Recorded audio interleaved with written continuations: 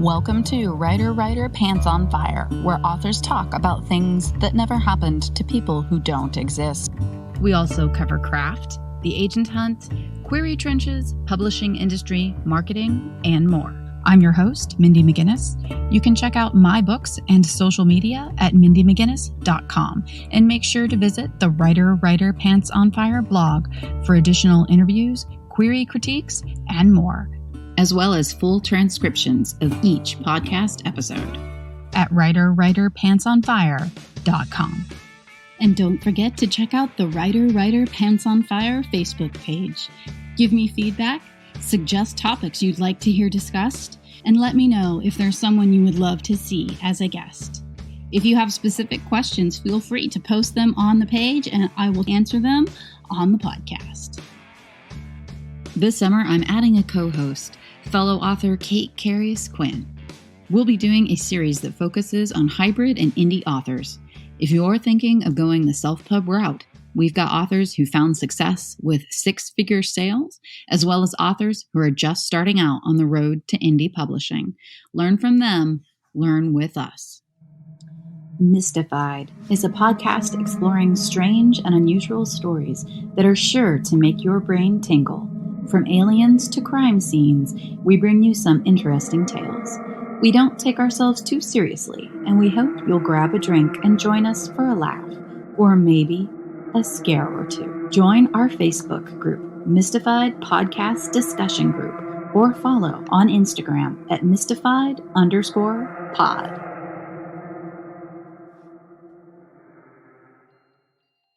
The Timeturner, Harry Potter in Depth, is a podcast run by two siblings who love Harry Potter, rereading all 7 books and analyzing as they go.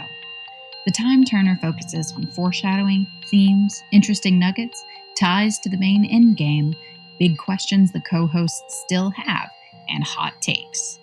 Timeturner doesn't take itself too seriously, so if you have a sense of humor about all things Harry Potter, tune in. Coverage of Book 1 and Book 2 are available in full on Apple, Spotify, iHeartRadio, and a variety of other streaming platforms.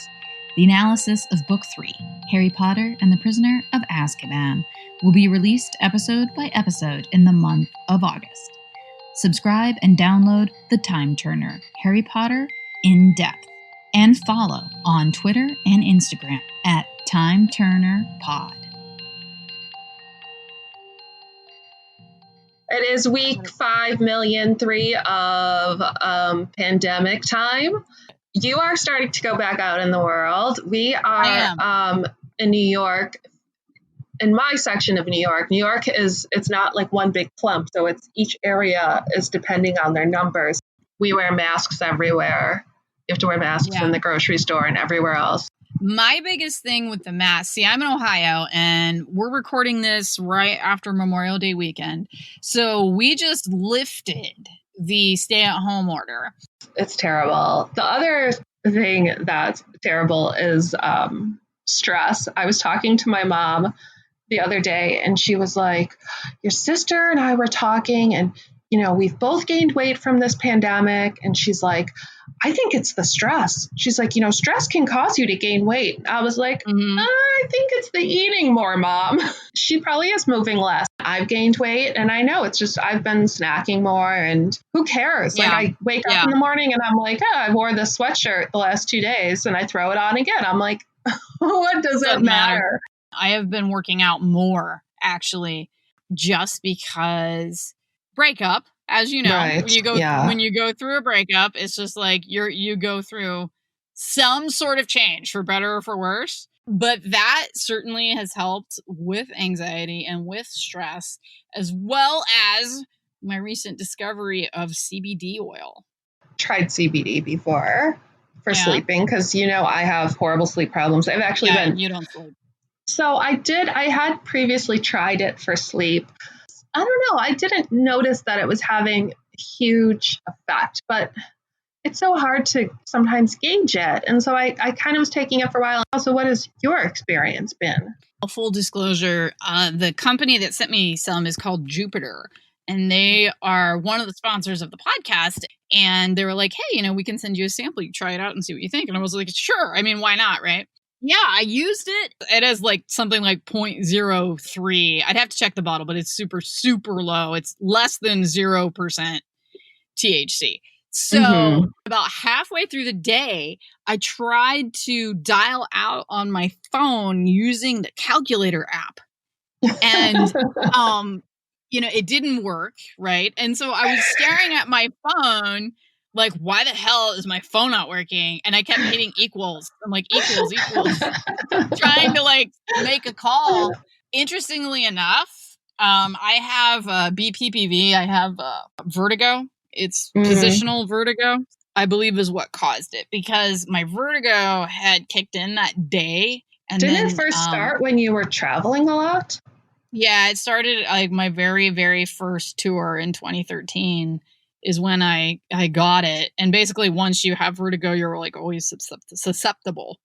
So what is it? It's just you feel dizzy and you think your calculator is your phone? That's part of it. Yeah, it's under the Wikipedia entry, symptoms using calculator to dial out. Here's the thing. It's also the weirdest ass thing in the world. And when you try to explain it to people, they think you're crazy. Basically, there's an amount of liquid in your inner ear, in your head, that more or less works like the liquid inside of a level. And that's how you keep your position all the time. That's how you know where your feet are in regards to the floor. And like, that's how you keep your balance, is that there's literally liquid in your head that works as a level. And if there's anybody listening to this that's like a medical professional shaking your head, I am paraphrasing widely.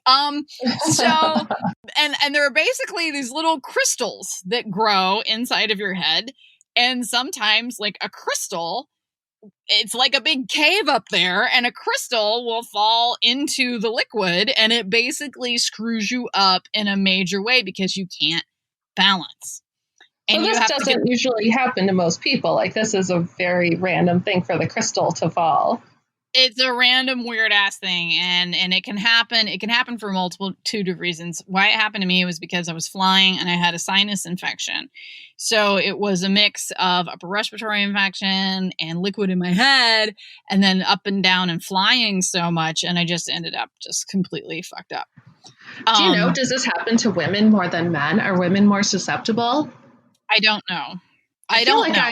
I've never heard of a dude with this, but I feel like I've known like several different women who have had it.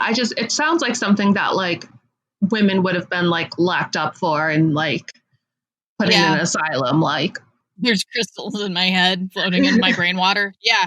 It's true. Actually, I know quite a few other female authors that suffer from it. Mindy Arnett, who is an Ohio author, she writes sci-fi and fantasy. She has really bad vertigo. It is partly, yes, you get dizzy and things like that. You can't stand up or sit down too quickly. So, you can fall down. That's the really obvious part. But there's also just mild confusion, like all the time, like brain fog, and you have a hard time like being present. Really weird, and it's not enjoyable at all. And so when I did in fact use my calculator to dial out unsuccessfully on my phone, I do think it was the vertigo and not the CBD, because I was like, I blamed the CBD. And then that night when I went to bed, when I rolled over onto my left side, which is the ear that I have problems with, I felt that woo, and I was like, oh shit, my vertigo is back. I waited, and there's all these different things you can do. There's something called the Epley maneuver that you can do to yourself at home that will help after you perform it so many times. And so I did that, and it took care of the vertigo for the time. And then I picked up the CBD again, and I never had that brain fog or confusion again. And I did notice, I will say this, that I sleep better. The biggest thing for me has been like motivation and focus is definitely there, but inflammation. So it's like, I'm 41, and when I've been sitting for too long, like in front of the laptop or whatever, and I get up to move, it's so bad. I'm bent over. My legs don't go like forward. They kind of toddle side to side. Like it's really bad. The CBD has helped with that.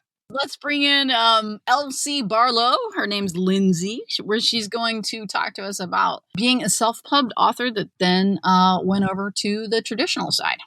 Ooh, it's always so interesting to hear about the different journeys and how everybody gets to where they're going. Thank you for being here.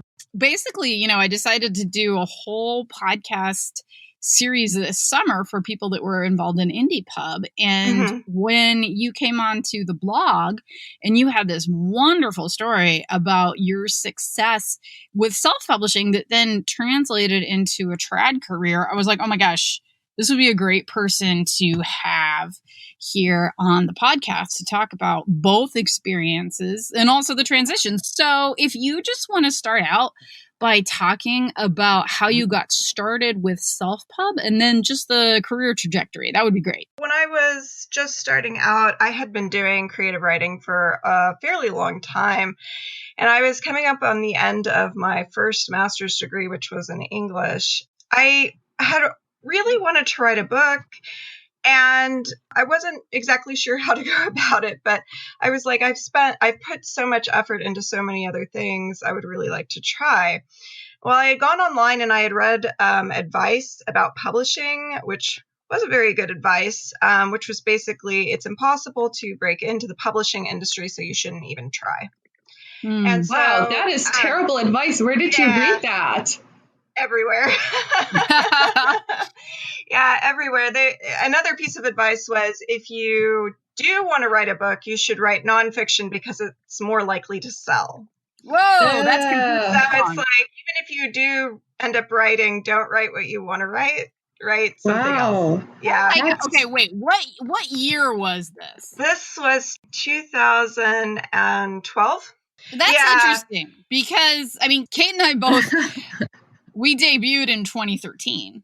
So we would have been looking around. At that time, the YA boom was happening.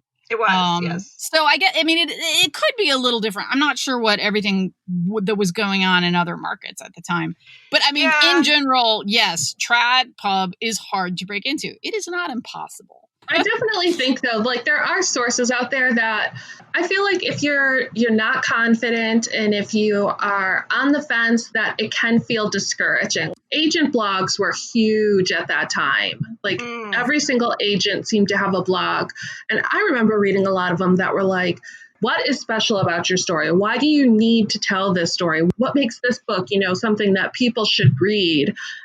I guess I have like enough self-confidence, or I don't know, like stubbornness to be like, my book is good and I'm gonna push it out there anyway or whatever. But it is just, I could see like that sort of advice being discouraging starting out. Agents are trying to like impress upon people that it is difficult, because I think they see so many people who are just sitting down and throwing words on a page and being like, ta-da, my masterpiece. Later on, I did end up hearing stories about people that, for instance, it was 11 years after their MFA that they finally got a publication, which, is possible, right? It all depends on the person, the process, the genre. Right. That was the advice that I had read at the time. And so I thought, well, I want to do creative writing. I want to write a book, so I'm going to go ahead and do it anyway. And I wrote it, and I didn't really read through it, which I'm sure is making a lot of people roll their eyes right at this moment. Not without reason. I went ahead and just, without really going back over it, I put it on Amazon, and I ended up putting it on Smashwords. And one of the reasons Can I interrupt? What was your reason that you didn't want to read through it again? One of the reasons why was that Hugh Howey had just come out with Wool pretty recently. And he had a process by which he had self-published Wool, and then he had used his readers' comments to revise it.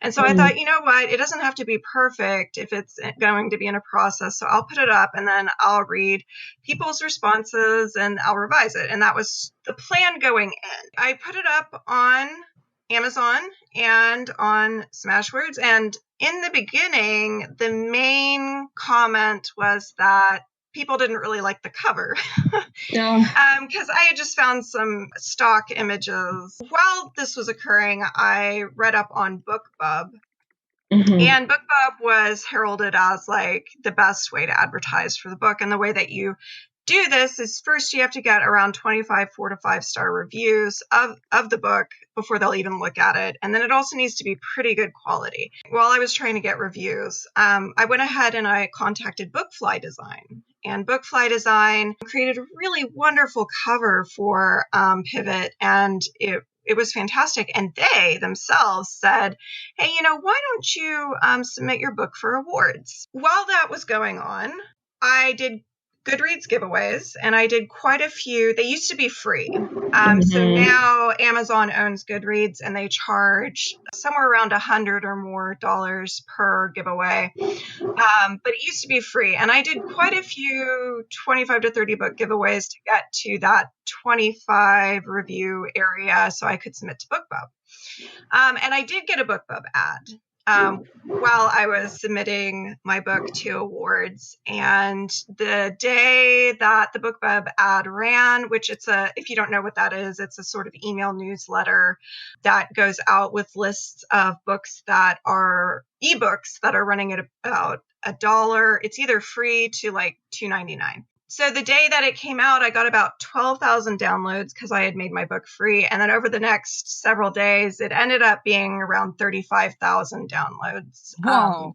Yeah. That's a ton. Within that week. I got a response from the awards that I had submitted Pivot to, one of which was the Bram Stoker Awards.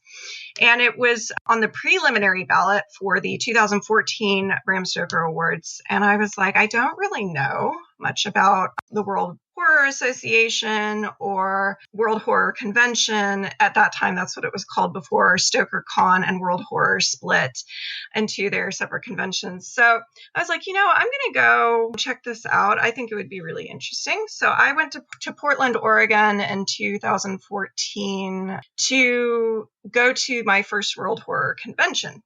Fortunately, one of the very first people that I ended up meeting and speaking with was Dallas Mayer, or he wrote under Jack Ketchum. He has unfortunately passed away.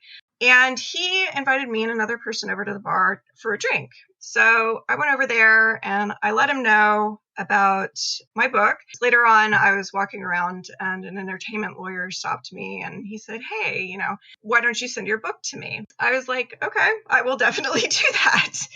And I ended up meeting him again later on that weekend at a book release party for Josh Mellerman's Bird Box. The next day, I had one sent to him. He read over it and it was a mess. Like I said, I had never gone over it, which I was really regretting by the time he put his eyes on it. He brought in an entertainment manager, a wonderful, wonderful guy named Ryan. They both took a look at it and they were like, in general, whenever you have a manuscript, you need to revise it about 3 times before an agent, 3 times with an agent, and 3 times with a publisher. Smaller and smaller revisions each time. And they said, with your book, it's going to take about 4 revisions before we can send it to an agent. And I said, that's fine. I will do the work. It took me about 6 months, but I really, really revised that manuscript. And it took me about 2.5 revisions. And I credit that to my work ethic. And they were like, okay, this is good. This can be sent off to agents. Over the course of a year, they ended up sending it to 4 different agents. The 4th one picked it up. The first one took a look at it and she said, this is really great. She saw promise, but she said, I'm looking more for literary horror because literary horror can be advertised as both horror as well as lit, right? Not just one. So it has to do with marketing. She really liked it though. And she had an agent friend of hers. So she recommended it to her. And within 24 hours, the second agent had read it. The first wait time was 3 months. The second wait time was 24 hours. And that's the difference between being in a slush pile and having a recommendation. So the second agent reads it and she goes, this is just 2 notches off of what I normally represent. She said, I normally represent dark fantasy, and this is more horror than dark fantasy. So they sent it to a 3rd agent who passed on it, and then the 4th agent picked it up. And that was the wonderful, wonderful agent that I have, Jonathan Lyons. So that's how I got into the industry. After he took a look at the manuscript, he said, this really needs to be split into 2 books. And I had already foreseen it as a trilogy, but I had already done so much work on it. I was like, I want to try to not split it. And so he went ahead and he sent it off to publishers, and all of the publishers who responded said this needs to be split into 2 books. So I split it into 2 books, and that took about a year. I split it up, and then I built the first section up. That went out again to publishers while I was building the second section up, the second book. And that one was finished by the time I got my book deal, which was in May, I believe, 2018. And so I had 2 of the 3 books created, and that's why I was able to get a 3-book deal for the trilogy with that publisher, which was Robert Peterson, and he works with California Cold Blood Books, which is an imprint of Rare Bird Books. By that time, I felt also a lot more confident in being able to create that 3rd book, especially on a time schedule, because I had been able to work on that first and second book. And most people will tell you that the second book is more difficult to write than the first one, and that was certainly true for me. I had written the first one through trial and error with very little understanding of plot. I wrote about 1,000 single-spaced pages to produce a 250-page single-spaced book. It was trial and error. And the second book, fortunately, I had started my MFA right before I got that contract. Nancy Holder, a wonderful professor and writer, she talked about 2 craft books that she uses for every single novel she writes. I took a look at those books, and I was able to use them to write my second novel, and I felt far more confident going forward, figuring out what I should do when I get stuck. Oh, I should say, by the time I got an agent, I had a second Bookbub ad, and that got me another 30,000 downloads. So by the time the book was pulled, because I got the book deal, I had around 65 to 70,000 downloads of the book. And how many reviews did you have on the book at that point? About 150 reviews on Amazon, and we'll say, I'm going to guess around 30 on Barnes & Noble, and I'm not sure about everywhere else. The book was free the whole time, so it wasn't something that you were earning income on. Correct. I've gone back and forth about whether I should have ever charged anything for it. I think I would not have had as wide of a reader base if I had charged, just because primarily the genre. I think my ultimate goal was to try to break into traditional publishing. And so a wider reader base was what I was going for, a bigger platform, I guess. And so do you feel like all those download numbers were helpful to you in securing an agent and a publishing deal? I think if you can demonstrate any sort of platform like that, yes. And I do think that helped me get noticed. But then what kept their interest was my ability to really revise. Skylar Finch can't stand Truman Alexander. So when her phone starts sending her notifications from the future, and it looks like she's with Truman, as in romantically, she goes on a quest to fix it. But changing the future means complicating the present. In Now and When, a romantic dramedy with a time travel twist by Sara, Bennett, Wheeler. Finding your way means accepting that life doesn't come with a roadmap, and that people, like glitchy phones, are full of surprises. Now and When is available now.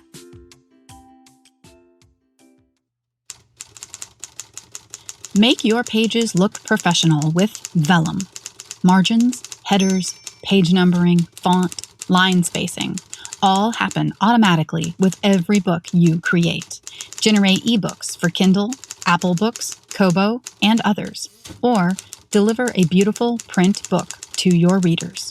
Visit tryvellum.com/pants to learn more. Vellum. Create beautiful books. So you talked about going to what's now StokerCon and those connections that you made there. I'm always telling people that publishing is just like any other industry, but I think even more so in that it's networking. being around people and meeting people, and then your circles expanding. I feel like that connection for you seemed pretty critical. I have done the query process before. This was a long, long time ago for something else. My recommendation is to go to a convention. Anne Rice, well-known horror writer, that's how she got her agent, was she signed up for a workshop at a convention in California. And I believe the person who led that workshop, they kept in touch, and she eventually brought her to her agent. When I went there, it was definitely that personal connection. And, it doesn't have to feel like work. Just go to the bar after, the day is over, and then talk with authors. Most authors know what it's like to just be starting out, and they want to give you a hand up. Most authors are not mean. They are there to make friends. I have people I still speak with that I met in Portland in 2014, and we talk, weekly. Those people who are at conventions, they're not just giving, I guess, lip service to the idea of publishing. They are buying a ticket and paying money for a hotel to be there. They want to be there, and they've already proven it. And you will meet lawyers, agents, managers, editors, publishers, and other authors. And other authors are willing to take a look at your work. I think that's definitely true. I mean, I know obviously Kate and I know each other from being authors, but it is very true that at any writers' convention or anything like that, a lot of us do spend a lot of time hanging out in the bar, not gonna lie. So oh my gosh, it's so true. I don't think I had ever had so much to drink. We're pretty good at drinking. Only at social occasions where Kate is there to clean me up afterwards, because that's been her job a couple of times now. Kate holds the dubious record of being the only woman that has ever taken my pants off, actually. Oh. I personally find that authorial world to be pretty welcoming. Even in bumping elbows with some bigger names and running into people, I have never really felt any cold shoulders or anything like that, or met anybody that clearly felt that they were too important to speak to me or anyone else. I just know that World Horror and Stoker Con were very welcoming. Well, for a and lot of people, though, those conventions are also, like, if you're a super introvert, the idea of going to a convention by yourself is a nightmare. They're also very, very pricey.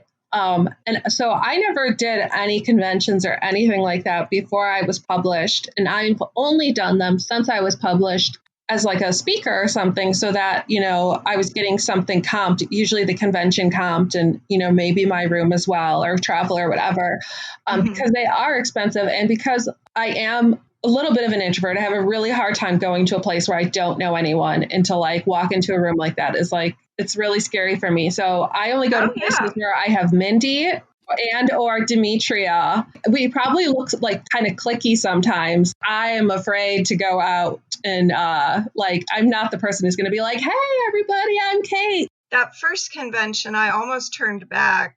Before I even got on the plane, my best friend was dropping me off, and I was like, I'm scared. And he was like, oh, it'll be okay. It can be scary, but I think so are many things in life that you're not used to. And one of the reasons why it's so scary is you're just not used to it yet. I will say, fortunately, like, I teach at a community college, and being in front of 30 students day in and day out has slowly but surely gotten rid of a lot of that public speaking anxiety, fortunately. And it's scary, but it can be miraculous. I would say make sure to weigh both parts equally. So for people out who are listening to this and they are, considering their strategies for publishing, would you say, do what I did? Or would you say, like, this was something that worked for me? It's not going to work for everyone. It was kind of a lot of lucky pieces that sort of fell into place, because you see a ton of free books out there on Amazon. I think it's become a lot more difficult also to get a Bookbub. What would you say to other people who are at the place where you were when you were first reading advice that it's too hard to get published, don't even try? My advice is to throw everything at it. It doesn't have to be like just one route or two routes. I would say do every single thing you can at all times. And the other thing is that, which I didn't realize until after I got the book deal, was that being a writer and publishing, it's a lifestyle. It is not a part-time job. It's not a full-time job. It is all the time. It is 24/7. And if you are naturally inclined to do that, I feel like you will eventually break in. It's what will also ensure that once you break in, you'll get somewhere, because breaking in isn't all of it, right? After you break in, there's the next book. You have to advertise. It's crazy. There's so much to it. There's so many working parts. And if breaking in is intimidating, the rest of it's going to be just as intimidating for you. I don't know if I should say like go my route, because I didn't even really pick a route. I just threw everything at it. I went to conventions. I submitted my book for awards. I made my book free. I tried to get as many ads as possible. I tried to get a good book cover. It was just me sort of like trying to hit everything, not choosing one route. There were many things that I couldn't have controlled, but everything that I could control, I did my best at. For my MFA project, I interviewed 12 successful self-published authors, including like Andy Weir, Christopher Paolini, David Chilton, Michael Sullivan, etc. One of them, I think it was Michael Sullivan, said most people think that when they get that book deal, they're done. Like the publisher will handle it. The publisher's not going to take care of things. You're going to have to contact the library. A lot of the success is up to you. And so once again, it's not a part-time or full-time job. It's a lifestyle. And it's because you love it, right? If you didn't love it, I don't know how you would do it. Yeah, don't do this if there's something else that you could do. So when you say anything lifestyle, you're not saying quit your day job. More would you say of a mindset? Because right. Writing takes a long time, if any time ever, to become something that's stable and where it's an income that you can really count on. My 5th and 6th books came out, I think in 2017. I had 2 books come out. And that was when I hit a point where I was able to say, okay, I'm going to quit my job and do this full time. But it wasn't necessarily because of the fact that I was financially able to do it. There were a lot of elements, and part of it was that I still had a position at the school where I worked, but the duties had changed, and I wasn't going to be in the library as much. They had moved me around. I was going to be in classrooms. No, I'm not going to do that, because I think I am well known enough now that I can get a school visit that will pay me more for one day than I make in 2 weeks off of my paycheck at the school. However, the difference then becomes I'm giving up benefits. I don't have retirement. I don't have insurance. I don't even now. I have insurance, but I pay for it. So that's the kind of thing where you just have to take every single thing into account, because you just never know. You never know how much money you're going to make. And I've had the experience like trying to get a loan where it's like, we need to see your tax returns for the past 3 years and an estimate of, how much you will make in the coming 3. And I'm like, yeah, I have no idea. And they're like, well, what do you mean? I'm like, no, literally, guys, it was like, I could make 0 this year. I could make 100,000 this year. I don't know. I literally don't know. And I have had banks love that. I don't know. It's like, I don't know how much money I'll make. Banks are like, oh, perfect. That's what we love to hear. They'll give you so many free houses. Yeah. I had so many loan officers sit across from me at a desk and literally ask me, how do you live like this? I'm a farmer's daughter. I grew up with, we hope it rains so that you can have shoes. So it's like, I'm used to this. I meant lifestyle more like in terms of if you have a child, you are not going to say from 8 to 5, I worked with that child. And then from this point to this point, I went and made dinner, and this point to this point, right? No, a child is 24/7. A child is a lifestyle choice. Yep. Writing is the same thing. It's a way of living. It's a constant present. A constant presence, yes. And then also in terms of, jobs, there was a horror writer, Brian Keene, actually, and he had a day job, which was a part-time job, I believe, with the post office, and he had benefits with it, but he was making good money with his writing, so he decided to quit. And very shortly after that, he had a heart attack. Oh, and my because God. he had no health insurance, he lost a good, and he gives a warning to like all writers about this. He lost all of his savings. And he said, whatever you do, keep a job, don't lose your health insurance, because you could lose everything, essentially. Because if you live in the United States, that's the way it is. Yeah. And so, but also I think, like, for me, teaching gives me a social aspect to balance out the intense private aspect of writing. So if you're just sitting in a room, it doesn't matter how nice the room is. It could be a mansion or it could be a shed, but you're going to see those same four walls every single day. And if you don't get out and socialize, it can drive you crazy. It's very much The Shining, with all work and no play makes Jack a dull boy, right? It's actually very much everyone's life right now. We're all living in The Shining.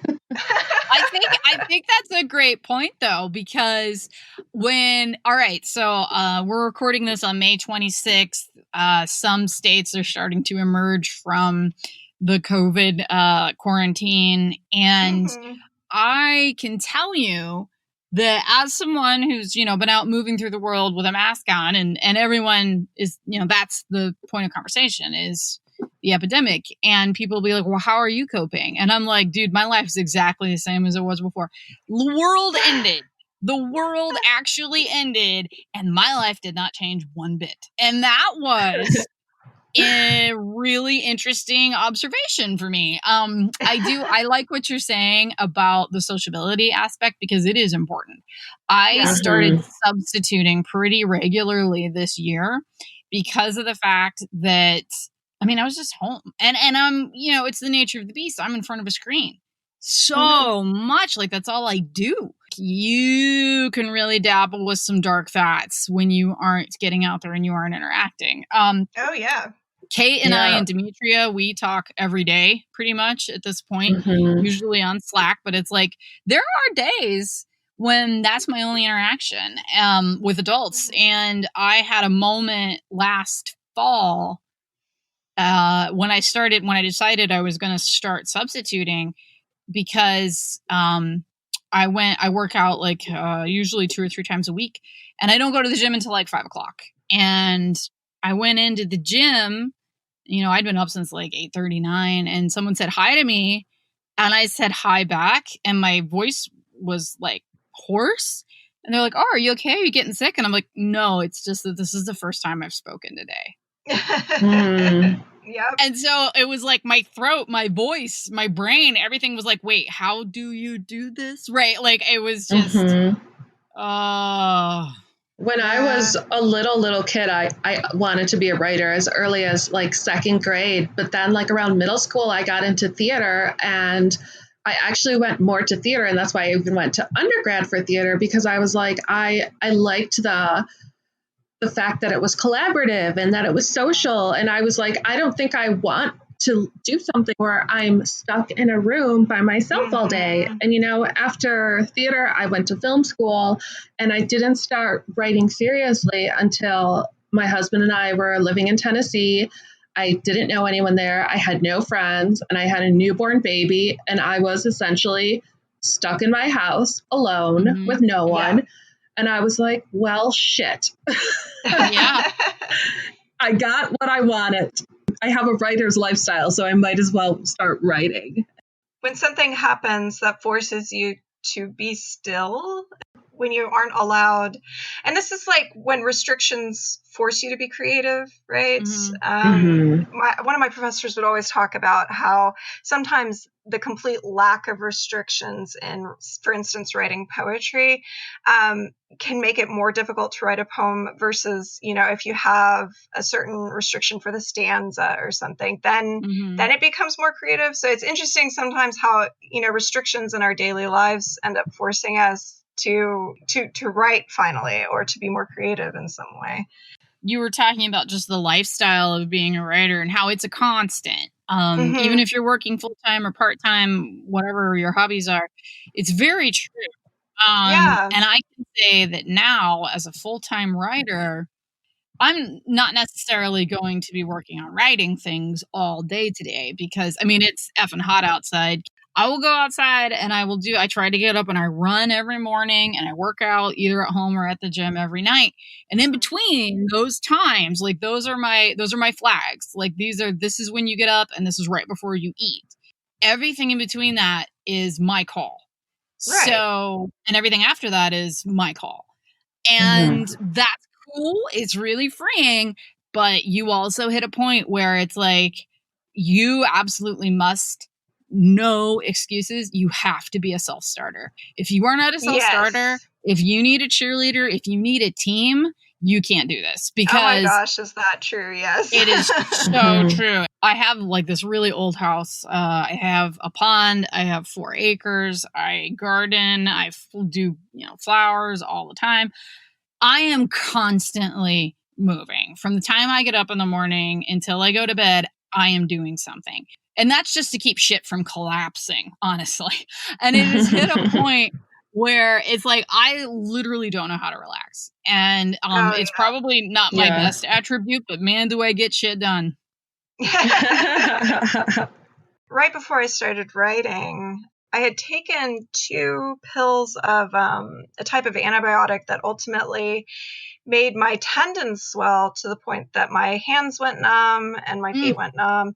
Oh my gosh. And I had to go to the doctor and she had to do a blood test to see if I was losing like muscle mass due to this, because if so, I needed to be hospitalized. And it took me 7 months to recover. But it forced me to be still. So my muscles wouldn't hurt in a way that I had never been forced to be still before. Like I would run every day. But being forced to, it's like, that was the extra push, I think, to write a novel. So it makes you wonder how many novels are going to come out of this pandemic with so many people at home. Novels and babies and divorces. That's what we're going to see. Yeah, but at the same time, there are still people who aren't going to be able to make themselves do it, because I'm sure both of you guys know, anytime you're out in company and people find out you're a writer, oh, I always wanted to write a book. It's like, go ahead. I always say, cool, do it. Like that is the one advice question I get all the time. And it's not meant to be a shitty answer, but it's actually the answer. People will say, how do you write a book? And I said, you sit your ass down and you do it. And it's it's true. It's the hardest part of it. Yeah. Most people starting out, I should say, think you can build Rome in a day. And it's like, no, don't be disappointed if you don't get it written the first month. That's acceptable. That's perfectly acceptable. No. I mean, I draft quickly now, but I certainly didn't when I began. Exactly. And it's like any other muscle. You have to build it over time. Most people, it takes them about a year, I would say, to create their first novel. And then other people, like, for instance, Cold Mountain, that author worked on that book for 10 years in that book alone. Well, I should probably mention for listeners that Lindsay's books are published under the name L.C. Barlow. And do you want to, as a last thing, let everyone know where they can find you online, your social media, and where they can find your books? Yeah, you can find me on lcbarlow.org. I'm on Twitter as LC Barlow Author and Instagram under the same name, LC Barlow Author. I'm also on Quora under Lindsay Barlow. And you can find my books. Pivot Parish is coming out this year, and then Peak is coming out next year. You can find them on Amazon, Barnes & Noble, at Walmart, Target, and Writer Pants on Fire is produced by Mindy McGinnis. Music by Jack Corbel. Don't forget to check out the blog for additional interviews, writing advice, and publication tips at writerpantsonfire.com. If the blog or podcast have been helpful to you, or if you just enjoy listening, please consider donating. Visit writerpantsonfire.com and click Support the Blog and Podcast in the sidebar.